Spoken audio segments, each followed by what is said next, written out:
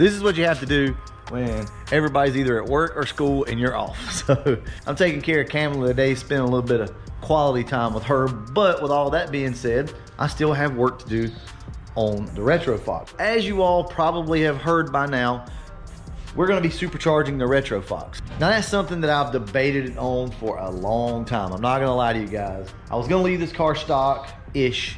Obviously it's had a B cam in it pretty much ever since I bought it. And then we put a set of heads on it. But that's it. That's all the car's got done to it. And the only reason that I put a set of aluminum heads on this car is because we had them already. So this thing should perform pretty good with a nice little blower combo. Now I was gonna go with the Torque Storm. As a matter of fact, go check out Frankenstein Garage on YouTube. I'll put it up right here for you guys. He has a channel where he has a Torque Storm supercharger and loves it. And I've talked to him a couple times about it. But I was able to get my hands on a Vortec, and we'll just leave it at that. We're not gonna be doing anything crazy, guys. We're gonna be scavenging parts and saving parts as we can. So over here in this rusty cage, you'll notice that we have an On3 340 pump. Now this came with the On3 turbo kit for the Calypso, but we went to another pump, an Aeromotive 340, once we put the new fuel system on it. So we're gonna be reusing this, just the pump, not the cage. So then we have this fuel pressure regulator that's already attached to these fuel rails, and we're just gonna go ahead and use the fuel rails and everything off of this. It'll just be easier to do.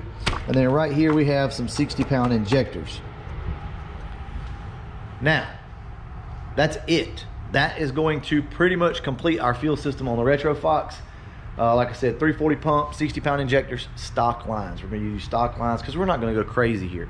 We're gonna be somewhere in the ballpark between 8 and 10 pounds of boost on this car. And I know people are gonna ask, because I get the question all the time, anytime that we talk about boosting anything, you know, is 10 pounds of boost safe? Is 12 pounds safe? Like, how far can I go?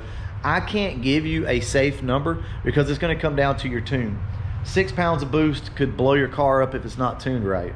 You might be able to get away with 17, 18 pounds of boost if it's tuned correctly. Like, I'm not gonna tell you there's a right or wrong answer here. Just know that we are gonna be somewhere around probably 10 pounds of boost with this car. Now we can go ahead and talk about expectations, because I don't have a problem with that.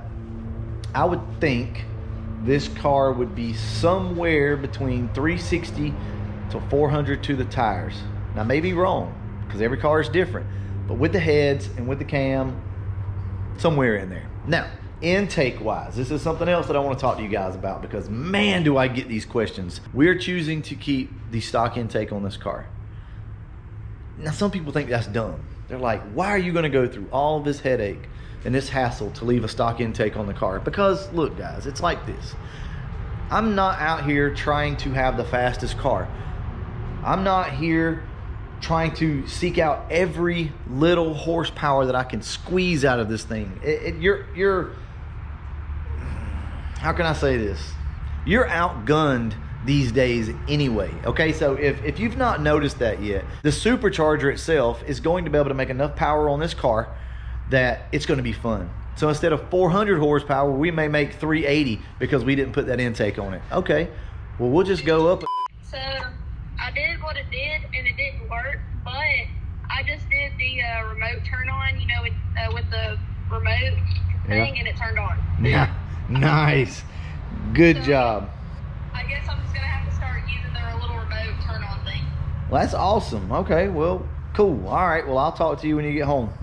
Guys, I know you don't know what that was about, but my stepdaughter has been having an issue with her car, and anyway, she's 18 years old. You guys have seen her on the channel. It's Madison. And we thought we had it fixed yesterday, and I'll be damned. Her car messed up on her today after school again. It wouldn't start. It's an Acadia. They're known for this stuff. And she found out she could use the remote start to get it to start. Like, the key sometimes won't allow it to turn over the starter. Anyway, that's so freaking cool. I'm so proud of her, guys. I love stuff like that. You have to be a critical thinker these days to be able to get through this world. And it's so nice to see her stepping up to the plate and doing things like that and be a problem solver. So shout out to you, Madison. Anyway, so I think I was talking about the fact of, like, you know, instead of making 400 horsepower with a nice intake and all this and that, we may end up making somewhere around 380 or so. Like, it could cost me anywhere from, I'd say, 15 to 25 horsepower. It's okay, guys. It's okay. I get this shit all the time. I get people fussing because we have stock headers on Andrew's car with a B21 cam. I have just a different mindset when it comes to things like this, and I just do not care. We're not searching for every horsepower that we can find. We've been there, done that, right? And that's the thing. If you're out there doing that, then cool. That's awesome. Enjoy your car. But at the same time, don't throw shade at somebody who really just is not into that anymore. And we're just not into it like that anymore. So here we go with another rambling, ranting video again, because this is what I do. I lose my mind whenever I start talking to this camera, if you guys only knew. But let's get back to the Retro Fox. So we're going supercharged on this thing. We want to keep it very streetable. We're going to leave the B cam in it, at least for now. Now, guys, we may later on change this camshaft out just to try something different. I love the B cam. Absolutely love the way it sounds, but we might try something a little different.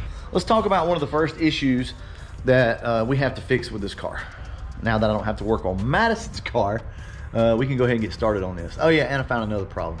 Gosh, this looks like crap. Okay, so if you look up here, you can see that the water pump has been leaking very, very badly, and this has been going on for a while. And yes, this thing did not have distilled water in it. I meant to do it and I forgot. So this looks like crap. So what we're gonna do is pull the water pump off, reseal it, and we should be good to go there. But if you look right here, let me turn this thing down. There we go.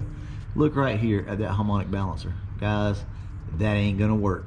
This is what we always talk about when we say your harmonic balancer may have slipped. Okay, so you saw that. That's what it looks like when the rubber cushion starts to push out, all right? And at that point, your balancer, which is nothing more than a piece of metal pressed on around that bushing, it can slip a little bit and it can wiggle. Well, my car feels like it doesn't have enough timing in it. Like, it feels like crap, especially whenever it's cold. Car just kind of lethargic, and every once in a while wants to pop back. It just feels like it has no timing. I have moved the timing and moved the timing, and it just seems, you know, it gets better when the timing's at like 16 degrees. It feels like it runs better. Now, we did a test with a draggy not too long ago, and the car didn't really pick up any power. And this is what I want to say about that. The car doesn't pick up any like quarter mile or eighth mile ET by moving the timing up like to 16 degrees. But what it does affect is while you're driving around your low end power, because the car, obviously, since it slipped, does not have a lot of timing in it. So when I bump it up to 16 degrees, it's probably, I don't know where it's at, maybe 12, 14, something like that. So it's probably closer to where it needs to be, and the car drives easier. Ultimately, when you put your foot in it, it's gonna have enough timing for the car to run regardless. So that's not really that big of an issue. Anyway, guys, that's what it looks like whenever your harmonic balancer slips. So also, we're gonna do tailpipes again on this car. A buddy of mine, Mason, hooked me up with a set of tailpipes. They're 2.5-inch tailpipes now. Why is that? Why would I wanna do that? Because I don't wanna hear all of this noise underneath the car and it being like completely loud and obnoxious, then not being able to hear the supercharger is good. I literally, now it's gonna still be loud. This car will be loud, but I wanna get the exhaust out the back of the car, and then you can kind of hear the supercharger. So yes, guys, we're gonna be able to hear the supercharger on this one. Anyway, that's what's coming up for the Retro Fox, guys. I've rambled so much in this video that I'm just gonna make it its own video, and then I'll come back out and show you guys what I'm actually doing to the car. I'll show you some work. I'll give you some tips and tricks for doing your water pump. So before we wrap this video up, I do want to mention the fact that we are going to be staying with the A9L computer in this car. And there again, I'm not really ready to talk about this because I want to get you know, Matt Harrison on the phone with us, maybe video chat with him, and us talk about this a little more in depth. But I just want to let you guys know we're not going to be running the Mega Squirt on this car. Stay tuned. This should be pretty fun. I am keeping the Mega Squirt because I want to figure this thing out. Like, I want to figure the Mega Squirt out. So I'm going to be keeping it because I actually do like it. But we're going to be going quarter horse setup on this thing, and it's going to be awesome. We're going to have a freaking blast with this car. A blast with it, and I cannot wait. I hope you guys are excited about the Retro Fox. And also, not coming soon. It would have been, but things happen in life. So, coming soon though, we're going to do a 5-lug swap on this car. Yes, I think we're going to do 5 lugs.